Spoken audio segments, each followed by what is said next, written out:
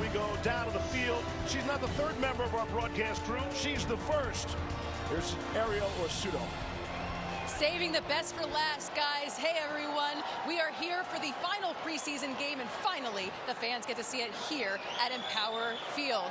And they get to see the largest video board finally here.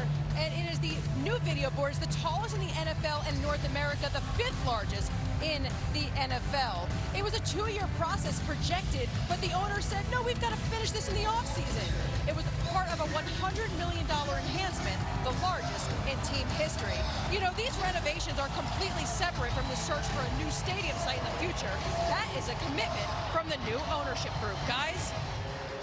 Jaleel McLaughlin said that he absolutely had to succeed his first year here. He had no choice. He was not just playing for himself.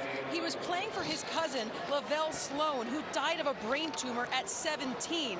He said it was his dream to play in the NFL and at Wake Forest, but he never got to that point. So this is Jaleel stepping in for him and succeeding in his place.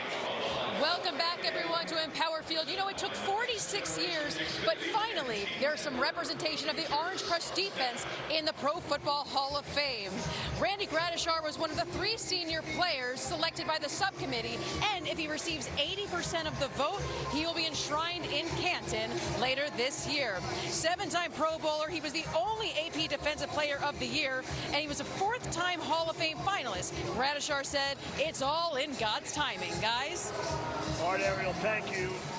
Welcome back to Empower Field at Mile High. Arielle Orsuto here. You know, we saw Jaleel McLaughlin leave with a little bit of a gimp on his last drive. He did some ankle stability tests on the sidelines. He ran the sidelines a little bit, and now he's sitting back on the bench, ready to go in on his next drive, guys. PJ Mustafer pick up a 3, Arielle. Hey guys, Alex Pacheski left earlier in this game with a hand injury. He's questionable. You know, he was getting some reps with the ones earlier this week. They really like what they see from him. Hopefully he can get back out here. Sometimes you guys try to come down to me, but I'm still talking to Coach Sean Payton. I was talking to him as we were coming out of the locker room, asking how much should we read into Jarrett Stidham's performance. He said he's doing really well. Really tried to get a bunch of downhill throws. They got them. They liked what he saw out of it, but he said, now if you try to put Russell Wilson into that, then you're reading a little bit too much into it, guys. So no quarterback controversy here, you're saying? So much. Got it. Welcome back to Empower Field at Mile High Stadium. I'm Arielle Orsuto. Jonathan Cooper is in street clothes tonight, but he would usually be wearing number 0. It's the first time the NFL has allowed this in the modern era. And Jonathan Cooper was the first player at Ohio State to wear number 0 in school history back in 2020. That was the first year that the NCAA allowed it. The Buckeyes called it Block 0 to honor Bill Willis, an All-American from 1942 to 44, helping Ohio State to its first national championship in 42. Willis, along with Marion Motley, broke the NFL color barrier, signing with the Cleveland Browns 7 months before Jockey Robinson joined the MLB. Cooper said the number 0 means a lot to him, guys.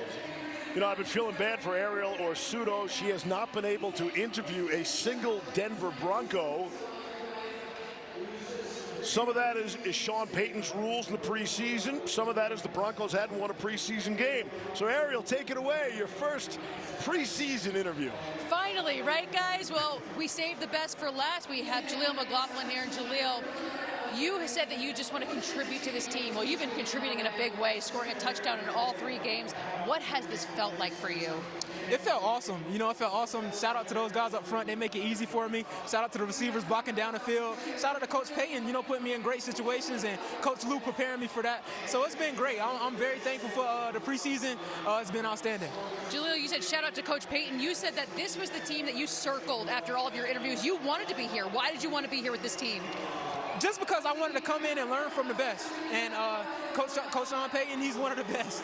And also I have the great guys around me, Samaje, Javante, Tyler, Tony Jones, Mike Burton, a lot of Dwayne, you know, a lot of experience. So that's what I was very looking forward to coming in. And those guys treat me like family, so I'm blessed. A lot of guys earned their paycheck today, earned their spot. You have to see guys like Albert O. You got to smile for them. What did it feel like to watch that? It's awesome because watching Albert work hard in practice, it was great to see him get rewarded with, you know, all of those passes. It's awesome. I'm happy for him. Congratulations. Thank you so much, guys. Back up to you. Great job all preseason, Arielle. Great job, Jaleel McLaughlin.